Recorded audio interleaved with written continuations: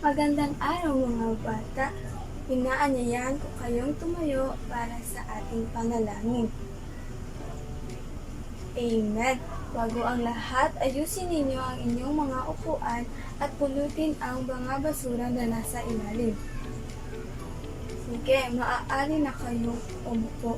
Bago ang lahat, ating i-check kung sino-sino ang mga dumalo ngayong klase. Mark, John, Marie, magaling, walang lumiban ngayong klase. Sa ating pagsisimula, mayroon ako ditong inihandang scrabbled letters. Ngayon, sa inyong papel, sagutan ninyo ang mga sumusunod. Bibigyan ko lamang kayo ng 2 minutong sa pagsagot. Ngayon, kayo ay tapos na, ipasa ninyo ang inyong mga papel sa harapan.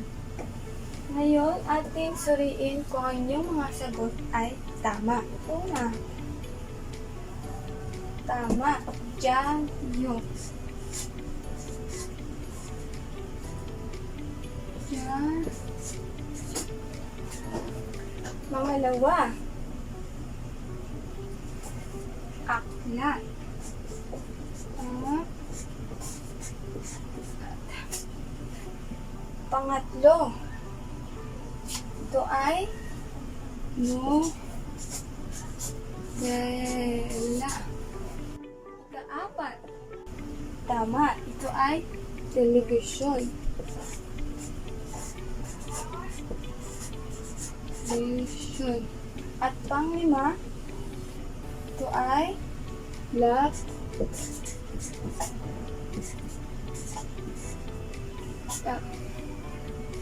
Magaling! Bago tayo tumuloy sa ating susunod na aril, tatanungin ko muna kayo kung ano ang ating tinalakay kahapon.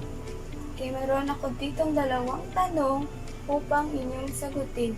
Sa iyong palagay, lahat ba ng impormasyon na naririnig o nababasa natin ay tama o may katotohanan? Mark, tama. Hindi lahat na ating nababasa ay may katotohanan. Pangalawa, paano mo sinusuri ang mga impormasyong nababasa o naririnig? Marie, tama. Dapat nating suriin muna ang ating nababasa o naririnig kung ito ba ay tama o mali. Kahapon, ang ating aralin ay tungkol sa pagpapahalaga sa katotohanan ng balitang napapakinggan, mga patalastas na nababasa at nababasa natin sa internet. Ngayon, ang ating aralin ay tungkol sa mabuti at di mabuting epekto ng ating nababasa, napapakinggan at napapanood sa iba't ibang uri ng media. Bago tayo tumuloy sa ating susunod na aktibidad, basahin muna natin ang ating mga layunin. Una, nakikilala ang mga mabuti at di mabuting epekto ng nababasa, pakikinig at panonood ng iba't ibang uri ng media sa kanilang sarili at pamilya. Pangalawa, na ipapakita ang kahalagahan ng pag-unawa sa epekto ng mga sumusunod na uri ng media katulad ng dyaryo, magazine, radyo, telebisyon, pelikula at internet. At nakakasulat ng journal tungkol sa tamang pag-uugali gamit ang iba't ibang uri ng media. Ngayon, para sa ating mga susunod na aktibidad, inaanyayahan ko si Ginoong Marjon Avila. So, okay class, may libro ako dito. So, ang kailangan nyo, basahin at unawain ang artikulo, itala sa talahanayan na makikita sa ibaba, ang 5 mabuting epekto ng paggamit ng computer, at ang 5 hindi mabubuting epekto nito. So, pagkatapos nyong basahin ang artikulo, punan ang bawat kolom ng iyong sagot batay sa binasa. Okay, so ito yung libro. So, ipasa nyo ito sa likuran.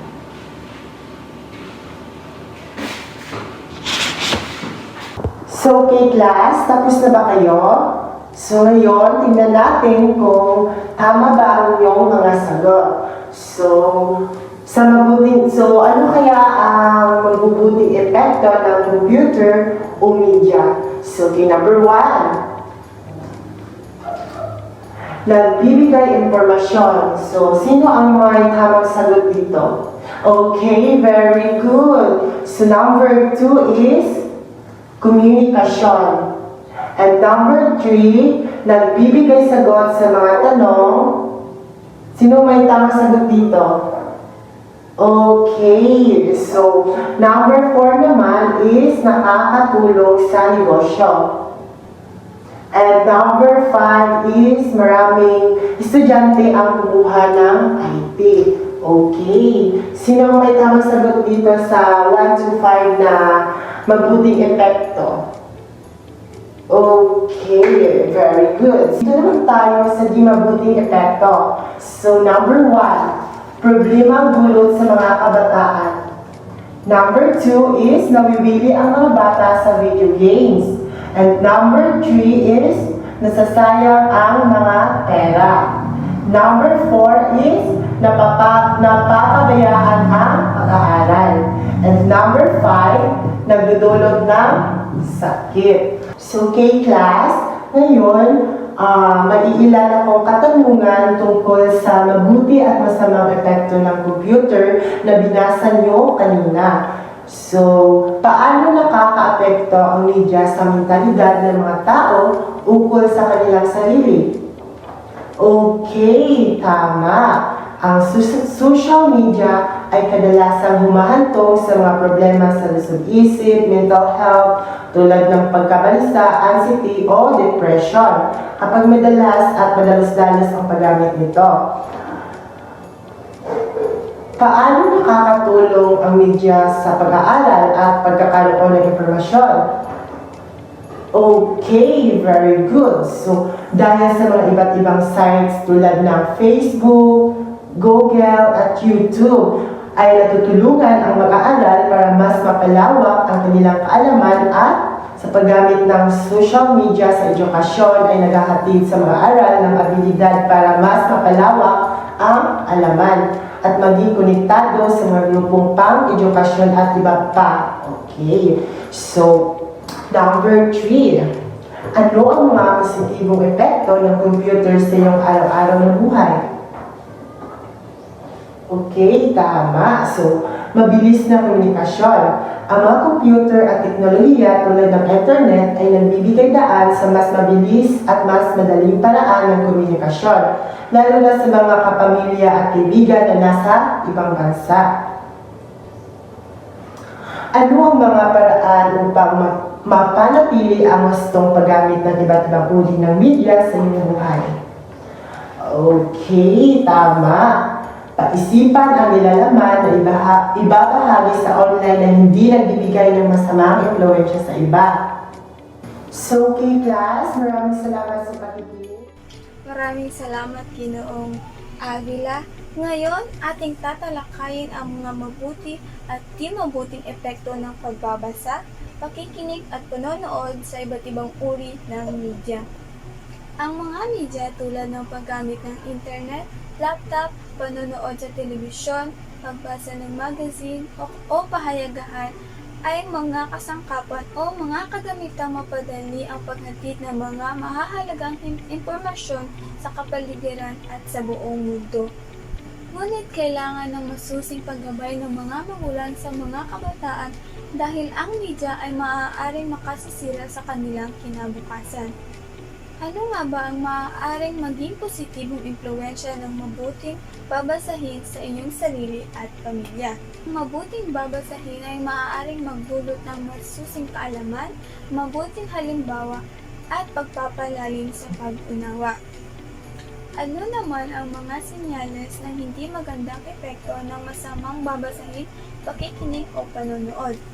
Ito ay labis na negatibong impluwensya, pagbabago ng iyong mga ugali, at pagbabawas ng paggalang. Ano ang dapat nating gawin sa mga nababasa galing sa iba't ibang uri ng babasahin? Lahat ba na nababasa ay nakapagdudulot ng mabuti sa sa sarili at sa ating mga pamilya? Ang mga impormasyon na maaari nating mabasa at mapakinggan sa iba't ibang uri ng media ay nangangailangan ng masusing pagsusuri. Sa pamamagitan nito, maiwasan nating maikalat ang mga walang katotohanan na impormasyon na maaaring magdudulot ng hindi pagkakaintindihan. Bilang isang mag-aaral, makatutulong sa iyo ang mga impormasyon ukol sa mga bagay-bagay upang mapalawak ang iyong kaalaman. Dagdag pa nito, makakasali ka sa mga talakayan na may katuturan sa loob ng paaralan, sa bahay, at sa pamayanan. Kung mayroon mang masamang balitang nabasa o narinig ay huwag agad natin itong paniwalaan at huwag agad natin itong ipagkalat kahit kanino. Pagkos suriin at alamin ang katotohanan. Ngayon at alam niyo na ang mga mabuti at di mabuting epekto ng pagbabasa, pakikinig at panonood ng iba't ibang uri ng media. Para mas mapalawak ang inyong kaalaman, meron ako ditong inihandang gawain.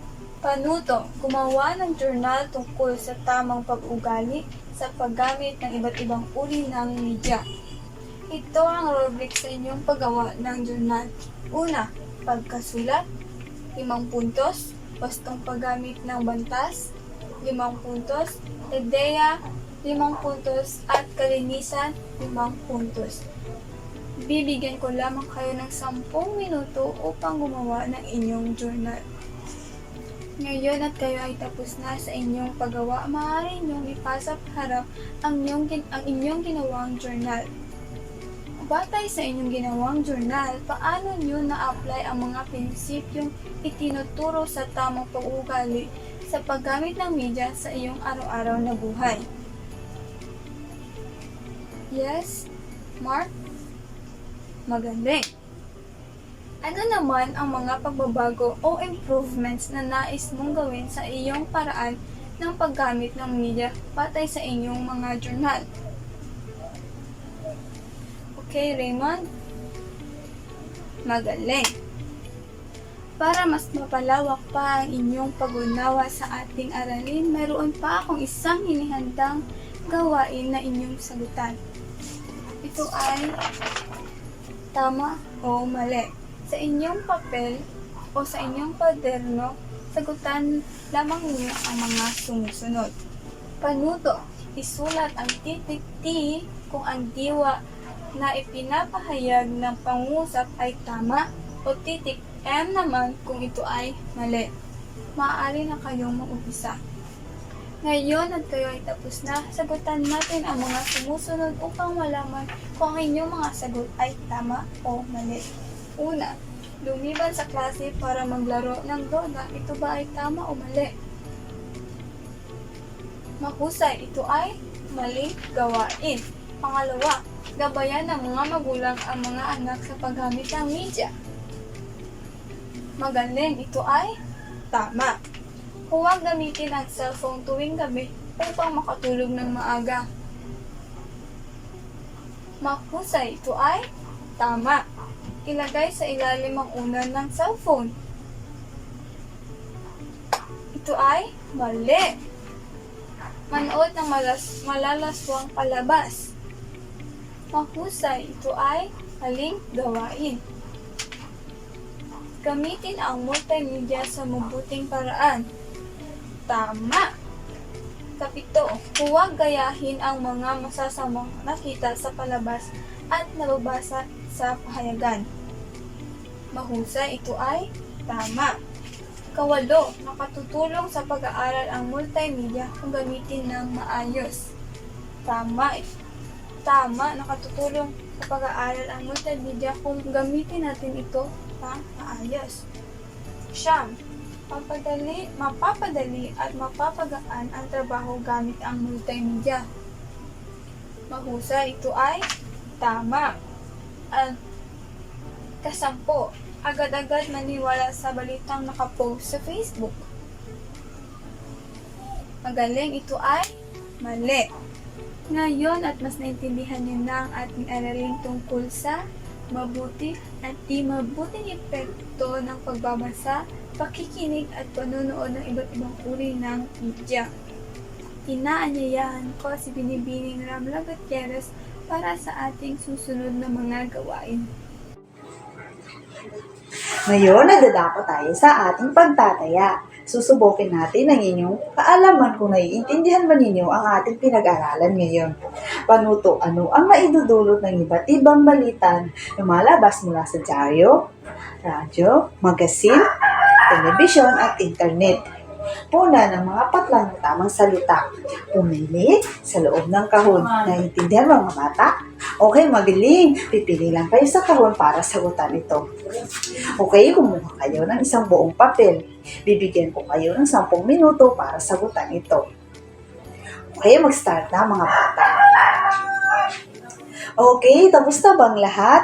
Magaling! Pakipasa ang inyong mga papel sa harapan. Pagbilang ko ng 3, dapat ang inyong mga papel ay nasa harapan na. 1, 2, 3.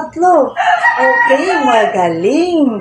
Sa tingin ko naman ay perfect kayong lahat sa gawain natin ngayon. Ngayon naman, idadako tayo sa ating takdang aralin. Magsulat ng sariling tula batay sa sumusunod. Number 1, ano ang paksa ay tungkol sa tamang pag-uugali sa paggamit ng iba't ibang uri ng media. Number 2, isang saknong o tulang na walang sukat at walang tugma. Nakuha ba mga bata? Okay, magaling. So ito naman ang ating rubrics. Nilalaman, 5 puntos. Kaugnay sa paksa, 5 puntos. Kalinisan, 5 puntos. Pagkasulat, 5 puntos. Okay, naiintindihan mga bata? Magaling! Maraming salamat sa inyong pakikinig sa araw na ito. Paalam sa inyong mga bata.